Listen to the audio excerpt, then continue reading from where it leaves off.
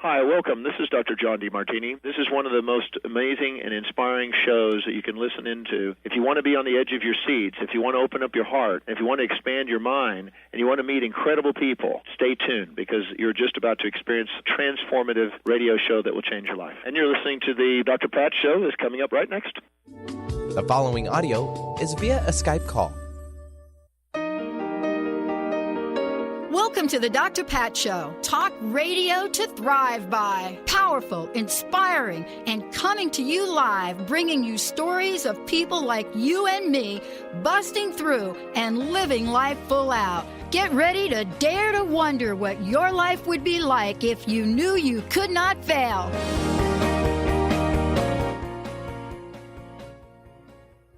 Yeah, everybody, hey, welcome to the Dr. Pat Show, Talk Radio to Thrive by, TransformationTalkRadio.com, also TransformationRadio.fm, all of you tuning us in. We are syndicated in a bunch of places, but right now popping out here on KKNW AM 1150, and I'm here with my main man, Mr. Benny. Howdy, Pat. Yeah, boy, we had a village running that last show, didn't we? I know, right? Well, that's what we got to do for you. Get it done. Move people forward. Get it done. Uh-huh. Get them all in there. In motion. In the motion. Well, today we got a show. It's all about emotion. Yeah. Yeah. Katherine Jegede joining me here today. Katherine is somebody that is speaking my speak. She is talking my talk. Ooh, I like it. Anytime somebody comes out with anything that has to do with infinite possibility, absolutely the name of her fabulous book, I'm all in. Count me all in. Count me all in. But what is it about Katherine that got her on this path? And what is it that has enabled her, empowered her to write a book, Infinite Possibility, How to Use the Ideas of Neville Goddard to Create the Life You Want? Yes. Hello. Yes.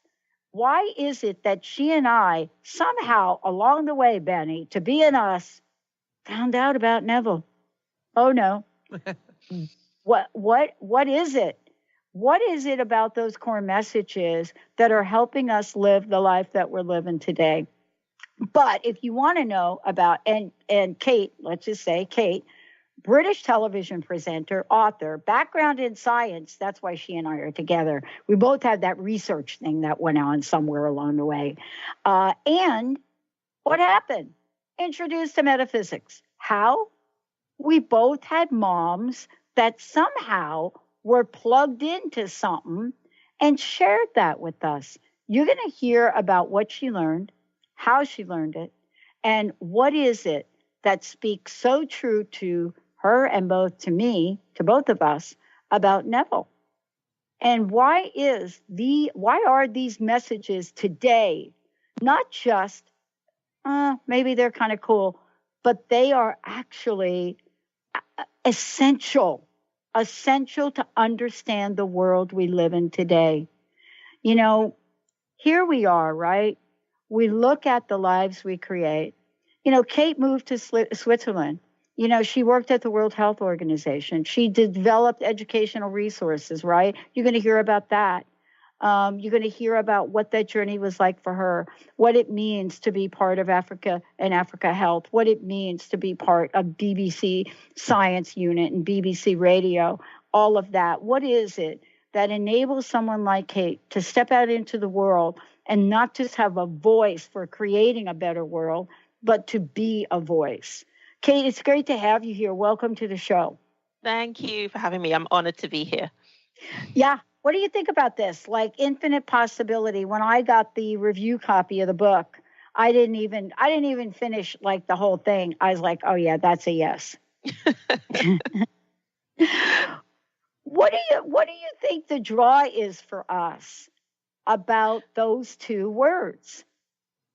I think it's once you've had an experience or you've had a taste of creative inspiration and you're aware that there is something that is infinite, quite literally infinite, in the form of God. And when I say God, I don't really attach strictly religious traditional connotations to that, but I mean the source of all that is, the generative source or substance of everything that exists, you begin to kind of resonate with things that are sharing that same message. So for me, when I think infinite possibility, I'm talking about what happens to us, what is available to us once we get into contact with the source of all that is. I want to ask you this. The listeners have heard me in the past several days, actually past couple of weeks. I happen to have shows where, we were reflecting on our past. And I happen to talk about my mom and my stepmom. My stepmom, of course, had her first child at 12, or second at 13. And I talk about what I've learned. And I talk about some things I learned from a woman that you wouldn't consider back then to be plugged into, quote, consciousness, to be plugged in, to this world of infinite possibilities. But now today, looking back, I do. What kind of influence was your mom to you? I mean, my mom just made life so exciting and so much fun because she was always, in her words, using her imagination to create a life for us as children of 6 of us, to create a life for us that was meaningful and something that we enjoyed. So even though there wasn't a lot of money and all of that kind of thing, she always encouraged us to use our imagination and to feel after things that were better. For me, my mom was someone who loved mysticism and New Age and New Thought philosophy.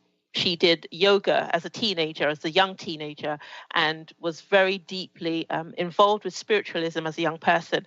And then as children, she always shared with us whatever it was that she had discovered or what she was reading. But it was more than just that. It was seeing her actually trying to put these theories into practice that really inspired me. And that was the thing that just shook my world, that really gripped me, even from a young age. I'd see her always looking at something that seemed impossible and then just getting it through the use of her imagination. Yeah, and look, I'm a girl from the Bronx, New York, right? And born in the Bronx, lived in New Jersey. The fact that you and I, and talking about sort of your upbringing and background, the fact that you and I are here talking about Neville, which maybe people don't know about, I think is miraculous in itself. But to actually to have us use principles, practices in our lives to get us to where we are today is beyond miraculous. And I want to ask you this question. How would you describe, the study, the philosophy of Neville Goddard? How would you describe the influence of that on your life? So for me, the thing that struck me about Neville relative to other philosophers of this type of work was that he laid heavy emphasis on the practical. And almost before I realized it, I was living by the philosophy. So he's saying that God is our human imagination. And once we are aware of that fact, we then reposition ourselves as the creators of our own experiences.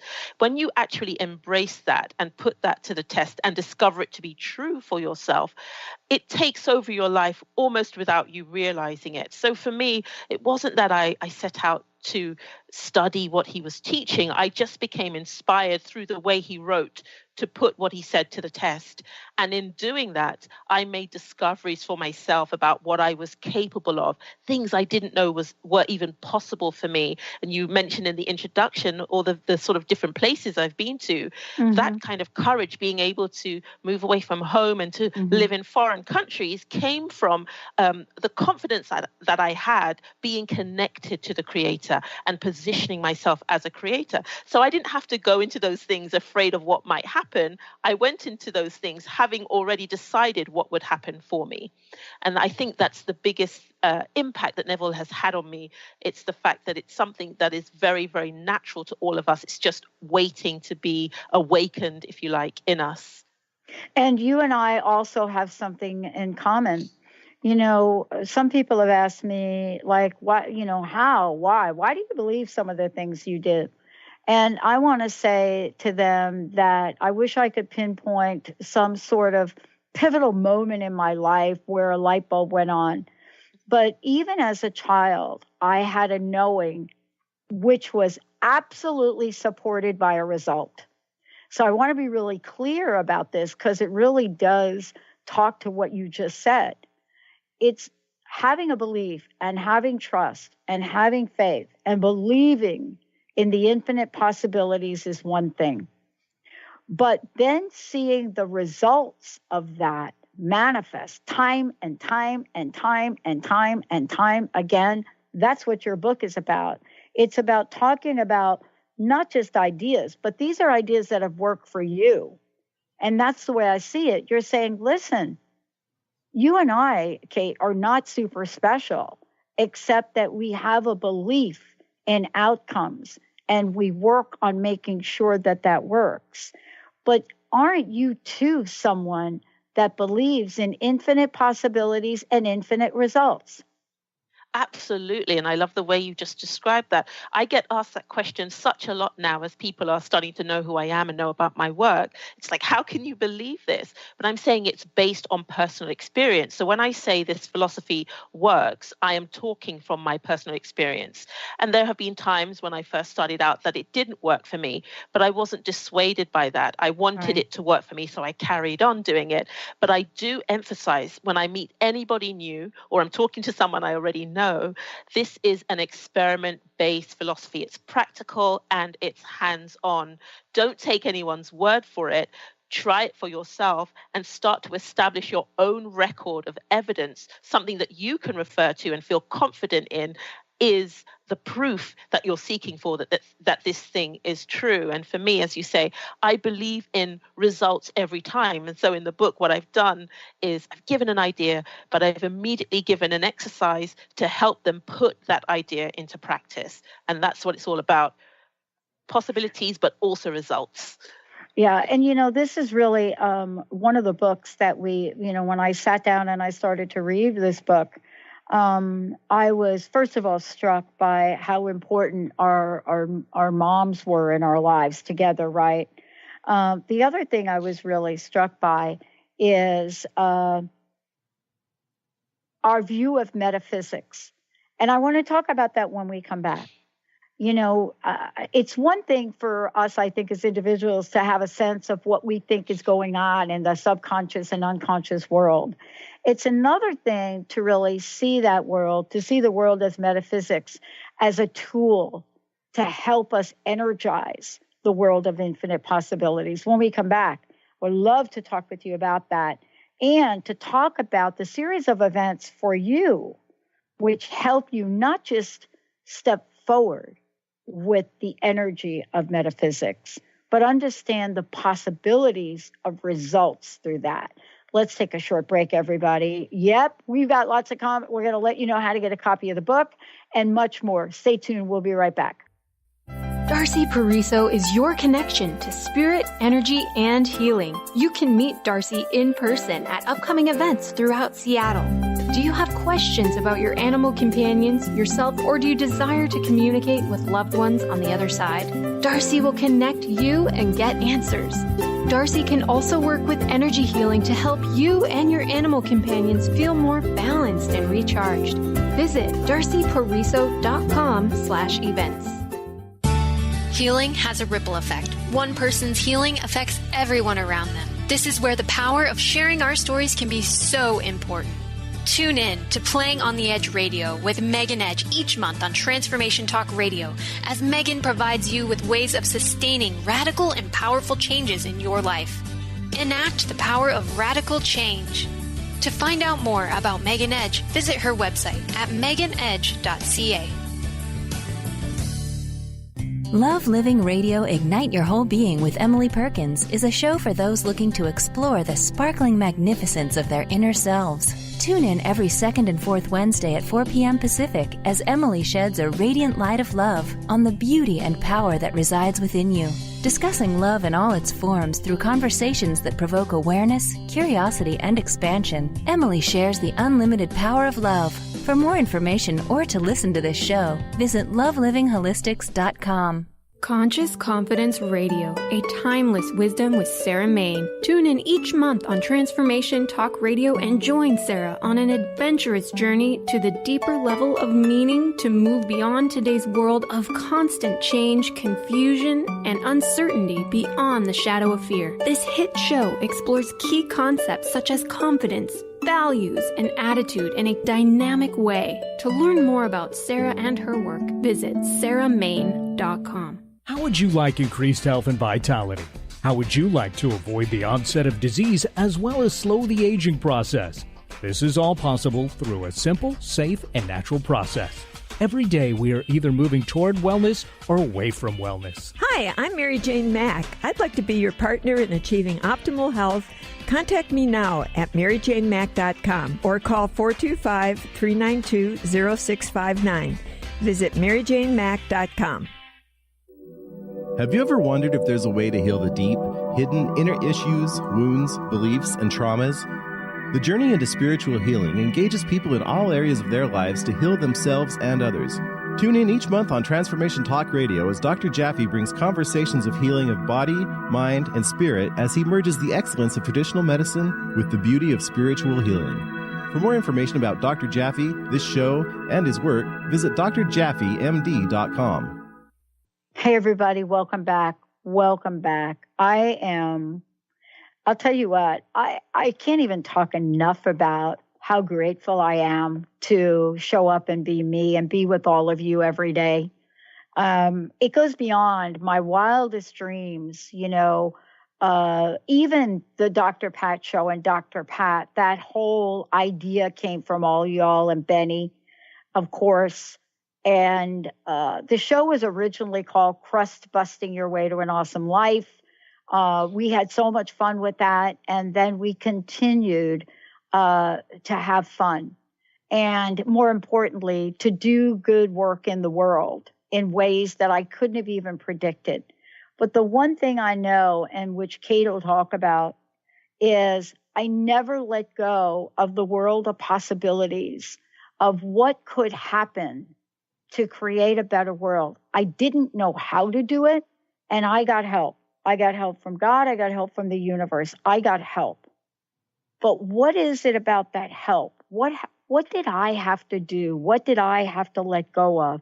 How clear did I have to get to be able to receive at the speed of light that it was being delivered? That's why Kate is here, the author of Infinite Possibilities, How to Use the Ideas of Neville Goddard to Create the Life You Want. Kate, before we talk about this and talk about how you got to where you were to where you are, people are going to want to know, number one, how do I get a copy of the book? And then how do they find out more about you? Okay, so there's information about me on the Penguin Random House website, so you can just search for me by name. It's Katherine, Katherine, Jegede, Jegede. That's just giving, that's my bio and all of that. They can find out about me there. But in terms of the book, it's available now on Amazon and Barnes & Noble and a number of other places. The Penguin website also lists all the places that the book is currently available, but do an Amazon search for Infinite Possibility, How to Use the Ideas of Neville Goddard to Create the Life You Want, and you'll find it there. And then also, would you tell folks how they can follow you on Facebook and social media as well? Sure. So reaching out, connecting with me is very easy on Facebook. You just go to facebook.com and I'm Kate, Kate, Jegede, Jegede.7. That's what Facebook gave me. So it's Kate.Jegede.7, the character 7. And on Twitter at Kate Jegede. So it's all together, Kate and then Jegede on Twitter. Thank you. Thank you so much for that. Kate, look, one of the things I was talking about before the break, and it's just one thing, is I learned something through looking at Neville and the philosophies, is that the universe is a really impersonal energy, right? And if I am kind of holding a lack of clarity, ambiguity, on the fence, whatever the language is about things, what I've discovered is I get a lot of that back. But if I'm crystal clear about what I want, even though I don't know how to get it. When I was 23, I turned to my best friend, Linda, who is now our producer. And honestly, I barely graduated high school. And I turned to her and I said, I'm going to get a PhD. And she just looked at me and she said, yes, you will. And I actually didn't know what a PhD was. I wanted a PhD because I delivered mail in the phone company to a bunch of researchers and engineers who had a blast at their job and who taught me how to play ping pong. And they had PhD at the end of their name. That's amazing. That's what I wanted. I didn't know that I also, that it was also part of my life's path, but I never let go of it. And I want to ask you about that. You know, how has what you've learned, you know, from Neville philosophies and the way you live your life, how has it helped you with the clarity of purpose, but also more importantly, about how to move in the place of action, results, and changing the past? Okay, so Pat, what you've just described about your own life story is the very essence of Neville's philosophy. You said that the universe is impersonal, and that is exactly true. So what a very important component of the methodology is having that clarity, because as Neville says, he is a faithful servant, or the universe is a faithful servant. Your child will be in the exact image of the impression made on the universe. So what that means is exactly what it is you express or impress upon consciousness through your feeling, and that those feelings come about as a result of very clear ideas, you're going to get that thing exactly back. So Neville encourages us to think carefully about what we want and to include as much detail into that picture, just to make sure that the picture is as clear as possible. He says in one of his books, think in terms of clarity of form rather than force of will. So that means you're not working hard to bring it about. You're being very clear about what you want. In my own case, in my own experience, what Neville's teachings taught me was what I was already doing. So when I was a very young child, I was living like that all the time. I never understood no. It's not that if my parents told me I couldn't have something, I would demand it from them, but I just held on to the feeling that that was the thing I wanted. For example, when I was very young, I wanted a hamster, and there was no spare money for pets at that time, but I just continued to play with that pet in my mind. I felt that I had the pet, and then eventually I got the pet. And it's that kind of thing, just holding on to the feeling of what you want. What happens is that feeling of wanting becomes a feeling of knowing, or a feeling of possession. You don't know when it happens. And in metaphysics, we say that logic and reason are the enemies of faith. So suspend logic, suspend reason, and just allow that feeling to take over you. And you're going about the course of your day. Naturally, you're not doing anything specific to bring about what you want. You're just living in that feeling that the thing you want is yours, and it shows up. We're not to concern ourselves with the how. So I'm so amazed by your own story, Pat, because it is exactly what Neville is talking about. Anybody who is able to just live in the feeling of being or having or doing what they want will find that it shows up in their lives. Yeah, I want you to continue, because this is really the game changer here. You know, last show I said, you know, there are many, many things that we can attach ourselves to in the laws of physics, in the laws of metaphysics, in the universe. I said, thing one for me is trust. And when I waver, and I don't mean like trust the way we talk about it in our pop culture. I'm talking about trusting in the path, trusting in the journey, trusting in that there is an absolute reason you and I are speaking today, and it may not be about either one of us. It may be somebody that's listening that hears something today that will change their lives, that may save their lives. And it is this notion of trust that I think has been so confusing for people, because Neville's not just talking about trust and being still and sitting in your living room and waiting for that thing to magically appear. There is trust and results that work together, right? And I'd love for you to talk about how a feeling then turns into a manifested result of either the thing we want or the thing we don't want, because that is Neville, right? Mm-hmm. Absolutely. So, Pat, what I do, I always say to people, I cannot tell them how our feelings become things. I only know that they do. And what I do is encourage them to put that to the test. Okay. I say with absolute certainty, based on my own personal experience, that the thing you feel has a physical correlate. It has a physical correlation. It's going to show up as an event or a thing in your world. I personally don't have an answer as to how that happens. Neville says it's not given to us to know, although some people have attempted to provide explanations using things like Schrodinger's theory and other scientific principles of quantum physics. I don't go there myself, but what I have discovered is that when I feel good or feel that I have something that I really want, there's an excitement that is very specific to me. And through the process of studying this philosophy and practicing the methodology associated with it, we learn to trust our intuition. By trust, we mean that we just accept that something is true. So you're not constantly checking up on it to see if it's there. So if I made you a promise, Pat, that I was going to be here today, you go about your normal day, you have your other shows, your guests or whatever, and you rely on the fact that I'm going to show up. Yeah. And that's the way it works. You just rely on the fact that what you feel is going to show up as its physical correlate, whatever that thing may be.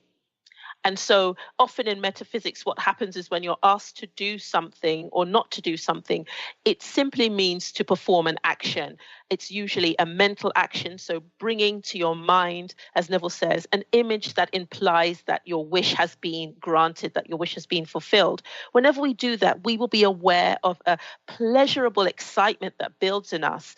And what I encourage everybody to do, particularly people who are struggling with this, is to keep this process absolutely private. I prefer that word to secret, but keep it private because it's something you treasure and treat with respect. What happens when we tend to explain what we're trying to do to other people is that we hear it and it doesn't make any sense to us, and then those seeds of doubts are sown. Yes. And they're capable of choking what the new plant that's growing up in us. So keep it private, but also just trust or rely on the fact that what you are looking for is going to show up. You know, there was a movie that came out not too long ago, and the guy in the movie was the teacher, the music teacher, and he was talking to his protege at one point, and he said, you know, there are two words that are the most deadly and dangerous words that you can ever say to another person. And he said those two words are good job. And of course, that was a movie, right? Yeah. But then I thought about that and I said, what is the word that comes to mind to me that has done more to cut off my energy, or even if I've said it to another person, their creativity? And the word is why. Mm-hmm. And I'm not talking about why as an exploration, but I'm talking about when somebody shares something with us. Mm-hmm. And our response is the word why. What are we really saying? And what would Neville say about that? We're going to take a short break. When we come back, more with that. Am I just off my rocker, or is there something to that question, why, that may be helpful? Stay tuned, everybody. We'll be right back with Kate. Tune in to Synergenetic Living Radio, where Rick and Grace Paris discuss the synergenetic way of life, what it means to truly change your perspective in life, what it means to take control of your life and manifest your true desires. For more information on Rick and Grace Paris and Synergenetic Living, check out synergeneticliving.com. Get clear on the life you desire and the current life you are creating and what is between the two. Synergenetic Living, living life loud. Stay juicy. Tune in to Your Juicy Love with me, Una Drake, co-hosting monthly with Dr. Pat, and every second Monday at 12 p.m. on Transformation Talk Radio. My show, Your Juicy Love, helps you find the dynamic, life-affirming love you've always wanted. Transform your relationships and bring peace, joy, and juicy, juicy love to planet Earth. For more information, visit unadrake.com. Calling all moms, it's time to awaken your vibrant, intuitive, loving self in every area of your life. Join host Debbie Pokornik as she shares thoughts, stories, and tools to help you stand in your power. Listen to Vibrant, Powerful Moms helping everyday women create extraordinary lives. Mondays at 2:30 Pacific, 5:30 Eastern. For more information about Debbie, visit empoweringenergy.com. That's empowering with letters NRG.com. Have you ever wondered how you might feel differently if the books were full of her instead of him? What if your history lesson was filled with powerful women leaders and rulers? As a woman, would you feel more empowered? As a man, would you see women differently? I'm Megan Edge. I'd love for you to join me on my radio show, Playing on the Edge, Radical Change with Ease, with my co-host, Dr. Pat, on Transformation Talk Radio. I hope to see you there. Tune in to The Truth is Funny with Colette Steffen each Wednesday at 8 a.m. Pacific, 11 a.m. Eastern on TransformationTalkRadio.com. This hit show will have you thinking outside the box and riding the wave of infinite potential. Join Colette on the Higher Self Network, inspiring listeners to shine their brilliance and ensure success while roaring with laughter as they recognize the humor of the giant cosmic joke. Visit thetruthisfunny.com. Practice living in wholeness and achieve fulfillment in your life with your body in full service to you. Sign up for the Body Tune-Up. 6 online classes designed for radical self-healing and self-regeneration. Go to CorneliaStephanie.com. Evolve. Become a practitioner now. Hey, everybody, welcome back. You're listening to the Dr. Pat Show, Talk Radio to Thrive By, right here on Transformation Talk Radio and TransformationRadio.fm, syndicated, of course, to many channels, one of which is KKNW AM 1150. For more information about me, go to the drpatshow.com, and you can find out about the show. If you want to find out about, like the other hosts we have on the network, go to TransformationTalkRadio.com. And for those of you that are more interested in business and other topics, Conscious Business Radio, I'm telling you, you'll be able to find something for everyone. And pretty soon, you're going to be hearing more about our other channels. I want to, Kate, one more time mention how people can get a copy of this fabulous book, as well as find out more about you. So the best way is to go to penguinrandomhouse.com and search for me by name, Katherine Jegede, and you will read my bio, find out all about me. And it also lists on my author page all of the places that you can get the book. So off the top of my head, I know it's Amazon, Barnes & Noble, but it's also available at a lot of other outlets as well. Sarah, who sent us the information about the book, we've been working with Sarah for a really, really long time. And Sarah is someone that has been, one of several people prominent in the publicity field of metaphysics way before it was even popular to do so. And, I was reading the letter we got, or the cover of the press release.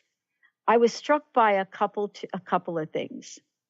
I was struck by everything that was said, but I was also struck by the last paragraph with Sarah's signature on it.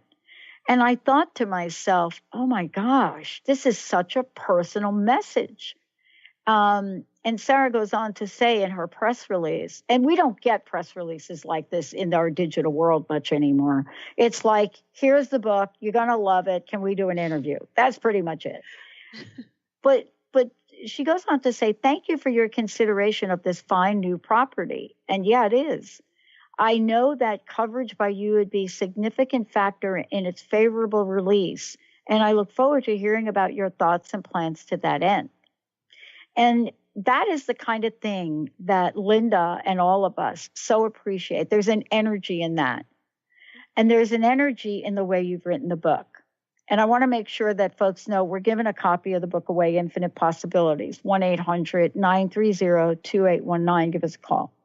But it really begs for us to chat a little bit about something in the book. And it's about Midway. I'd like to read it, and we can talk about it. It's in the section on subjective control. And it says, the destabilizing power of doubt is not to be underestimated.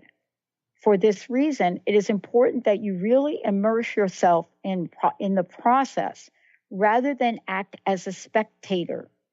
Try not to let your mind entertain thoughts of skepticism while you are trying to make contact.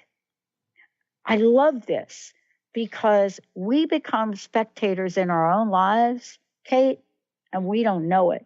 It goes on to say, achieving discipline in this practice will awaken in you spiritual knowledge that will in turn serve to quell the doubts and the fears that blight you.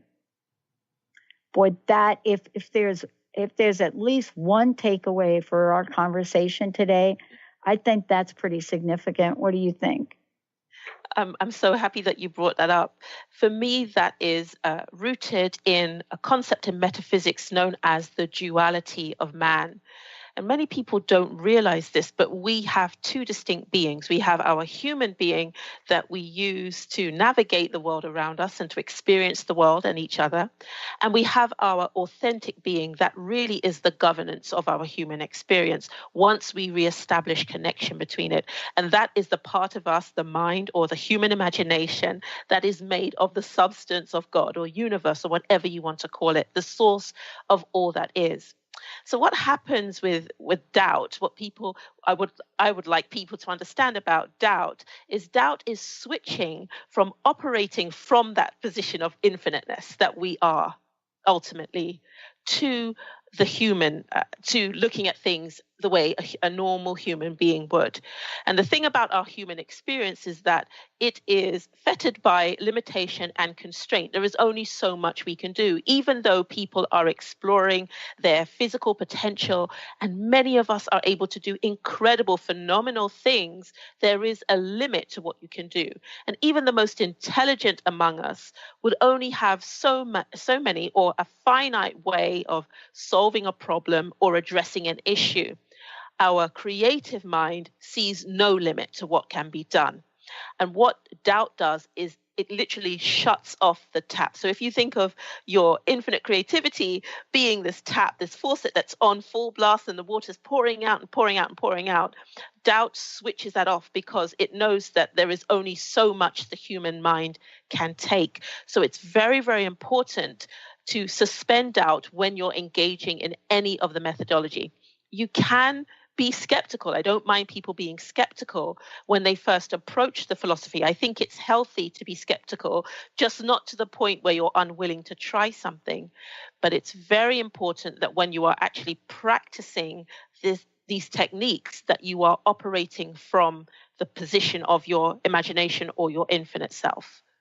And I think that's really where I want to build a bridge today for people, because, as children, we imagine, right?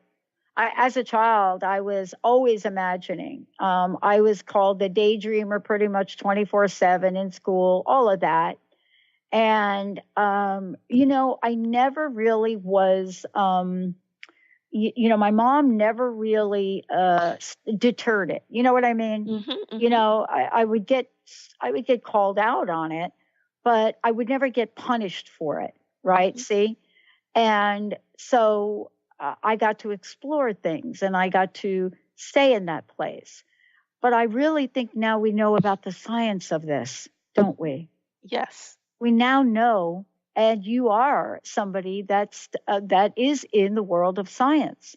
And we now have the science of things for people that may be waiting for some, let's just call it more rational explanation of how things work. Mm-hmm. What would you say to the folks listening today that would say, I have been trying and the word trying, yeah. I have been trying to create the life I want, but I can't seem to get it done. I'm a failure, or I am failing, because in the book you talk about failure. And my tagline for 15 years on this show, or one of the questions I asked, what would you do if you knew you couldn't fail? Right? But this is the question. What could we say to folks today so that they can look at their lives and pick 2 to 3 things that will cause a ripple effect and put them on the pathway to infinite possibilities? Okay, so it's okay to think that you have failed. Everybody has done that at some point in their life. So what I would say to anybody who is stuck at that position is to say to ego, I've been there and I've done that. And if you're not offering me any solutions, this is where we have to part company. Okay, so the doubting mind can bring up all of the times that you haven't made progress or you've done something wrong, but you're saying, unless you're offering a solution, I'm not listening to you anymore. And have that conversation with yourself. Don't be afraid to do it. And this is why I say, keep these methodologies private and don't share this with people. Just do this with yourself. Say, unless you are offering me a solution, I'm not listening to you anymore.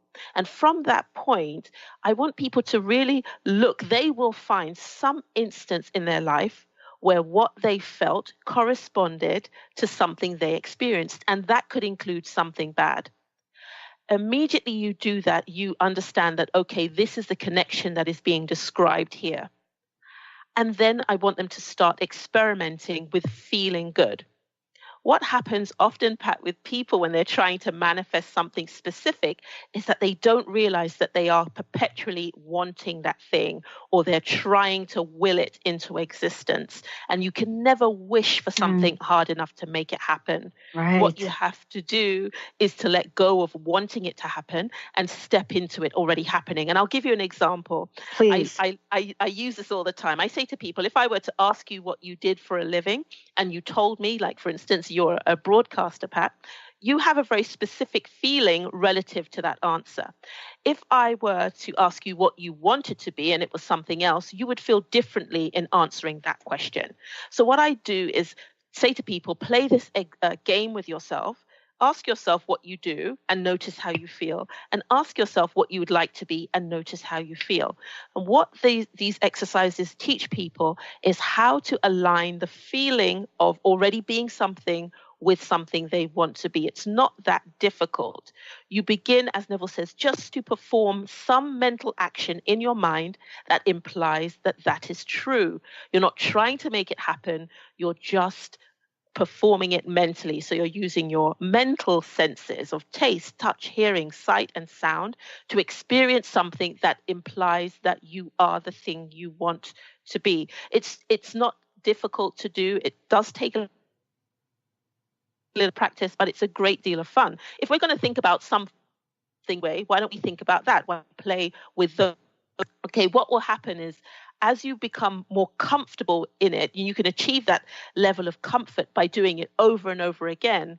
You will begin to feel that this is already true for you. Once you contact that feeling, that's the feeling to keep with you as you go about the business of your daily life. It's not something that needs to be overthought. It's just something that needs to be done. And it's a very, very simple and straightforward exercise, but it's very effective for people who are unsure about how to proceed or progress. Mm-hmm. Yeah, and part of this leads me to really what I think is super important, and that is, this is really, for me, this is the one thing that I can say that I've loved learning how to do, and that is believe in the unbelievable. And it's really something that we can play with, right, Kate? This is something we can play with now. You go on to say there are no limits to what you can imagine and bring about in your world if you believe. You already have a set of beliefs, some of which may be strongly held indeed, but you're willing to reach beyond them and move into the realm of belief that logic and reason pour scorn on. Yeah. That's the deal now. This is really for us in, the short time we have left together here today is, and then you go on to say, with God, all things are possible. They are. Why do we forget this? Why do we really have, this is my why word, what is it about us in human nature that we are so afraid to play to win in the field of imagination that what we're doing is we're playing not to lose. So our imagination is limited by this notion of, I'm really not going to imagine big. I'm not going to believe in the unbelievable. I'm going to believe in what I think I know is true. For me, it was getting a job in the phone company and believing with every inch in my body that they never fire people. They don't fire people. And then ultimately be part of the second downsizing effort in the United States and lose my job after 24 and a half years. So that was something I learned about belief. But tell us about how we can today begin this practice of believing the unbelievable. So one of the things that's really wonderful about this philosophy is that when you look at something like how do I believe or how do I stop doubt, there is actually something that you can practically do to bring that about. So I always encourage people not to lay emphasis on trying to stop yourself from doing something or to train yourself to do something or to think differently, but just immediately immerse yourself in these exercises. One of the things that I find very effective for opening the channel of communication between your human being and your imagination, your infinite self, is to sleep in a particular mood. And what that means is as you are going to sleep, between sleep and wakefulness, psychologists describe a condition known as the hypnagogic state. And this state is actually the optimum state for manifesting, if you like. And what you want to do as you're going to sleep is to think of something that makes you feel happy. So you don't need to attach it to something you're trying to do at this stage. What I'm encouraging people to do through this exercise is to strengthen that communication so they get to a point where they're able to trust what they feel, understand what they feel, and separate out what they feel from what they think, and also to trust their intuition. And this is a very, very effective way of doing that. Go to sleep thinking about one thing only if possible. Put down all of the business of the day. You mentioned, Pat, that we don't use our imagination as effectively as we could because we're so busy tied up with living the normal rigors of life or going through everything that's being thrown at us. But what you can do before you sleep is to clear your mind and to focus on one thing that makes you happy. And you will notice how you feel in the morning. And it's that correlation between the mood you slept in and what happens the next day that helps you to start to understand the connection between these two things. Wow. There are so many things. I want to ask you this question. We're talking about, Neville, and we're talking about ways for people to gain more insight, more knowledge, and more practice.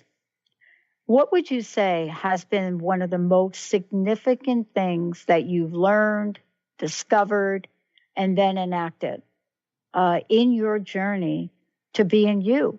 Whether it's you being honored for science or whether it's you, author of this fabulous book, you speaking to me on radio, what is it that has really accelerated your journey to be here today? It's really incredible because I hadn't really given that a lot of thought.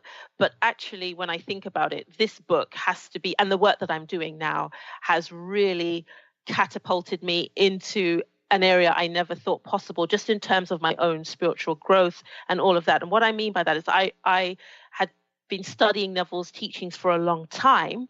And I've been a student of Neville's for decades. And what I would do is keep little diaries and journals because the bits of his teachings that stood out to me, I wanted a sort of a quick reference. Yeah. So when I first put a book together, I thought, oh my God, there's so much Neville stuff out there. And I was told by more than one publisher that, no, we just don't publish this type of book. But I had a very strong feeling. And so this book came to be a few years ago. It wasn't just the other day. And I held on to that feeling that this this book is a message to the world because I'm making this philosophy accessible. The other day, I was called on social media by someone I respect greatly in this work, someone who's well known in this work, the greatest Nevolutionary in the world. Yeah. And I was astounded by that because it proved to me everything that I said was true about Neville. I had the confidence to speak about Neville as an intellectually credible person, not somebody on the fringes trying to impress us with new ideas, but someone who had given us a philosophy that could change our lives. And this philosophy has transformed me from being somebody who was timid and someone who felt that there was so much I couldn't do for a number of reasons to being someone who's not afraid to do anything. So when I look at the places that I have worked, I attribute all of that to this philosophy because I've never been afraid to go anywhere. I've worked for the Saudi royal family. I've worked for the UK government. I've worked in wonderful places and had wonderful experiences and opportunities. But I gave them to myself through feeling that, okay, I'm there. And I just live there in my imagination. And in a way that I don't know, the opportunity just appeared for me. And so that's been the story of my life. And looking back on it now, I think it's all come to a head with the production of this book. This book in itself is the product of its own ideas. Because when I was told no, I didn't accept no. I just said, this book is going to be. Yeah. I mean, you and I both have experiences of that. I've shared that, when I applied to the graduate school, I had to take the GREs twice. And, by all practical, logical insight, I didn't know what I didn't know. I mean, I wasn't studied up on it because I was acting from that place you just described. And I was literally rejected by all schools except one. And that one school was actually my first choice. But even with them, I was put on a wait list for a year. Mm-hmm. And when I think about that, here's what I think about. Things became aligned that were so out of my control, that were so unusual. Like for the only year in the history of that school, there was a woman that was filling in that was like me. She was a go back to school mom. She was a nighttime, she was a businesswoman. She was like me. And in that year, the only year that I could recall in the history of this school, Claremont, she admitted 5 out of 8 people like me. Mm-hmm. And that was the last time that did happen. Mm-hmm. And that was the last time she was there. And she was there in the school long enough to take the journey with us. Mm-hmm. And we all moved on and did the work we needed to do in the world. But logically and rationally, you can't explain that because it isn't about that, is it? No, absolutely not. And one of the things that many people don't realize is that we are not the progenitors of our desires. And our desires come from God. That's the language God uses to communicate with human beings. And within that desire is the plan and purpose of the desire. So the plan for its fulfillment is contained within it. And so when you are like you, Pat, or like I have been, someone who is open to that, things happen in seemingly miraculous ways, in ways that we ourselves could never have conceived of. And that's very important for people to understand. This is not something that you're trying to bring about in the world. This is something that God desires to express through you. And so just have fun with it. Just allow it to be. I have so many experiences that I could refer to, but it's just an amazing thing. Just allow the desire to be fulfilled through you, not by you. I love it. Kay, thank you so much. I'm hoping that we can connect in the future. Your book is fabulous. One last question. Give people the way to find out more about you. And I do have one last question. I would love to know what your personal message is, what you'd like to leave us with today. Okay, so you can reach me via Facebook. You can find out all about me, and I'll put information there about where you can get the book. It's facebook.com/Kate, Kate.Jegede, Jegede.7, and that's on Facebook. And my personal message is that we all wake up and remember who we are and live, not only to live the life that we want, but to fulfill the mandate that we have been given. I love it. Thank you so much. The book, everybody, and by the way, Benny, thank you so much. We did give away a copy of the book, Infinite Possibility, How to Use the Ideas of Neville Goddard to Create the Life You Want. And by the way, everybody, Kate and I are living examples of how this works. But I want to leave you with the thought. The last part of the book is this: if in doubt, do the loving thing. Thank you all. We'll see you next time. The preceding audio was via a Skype call.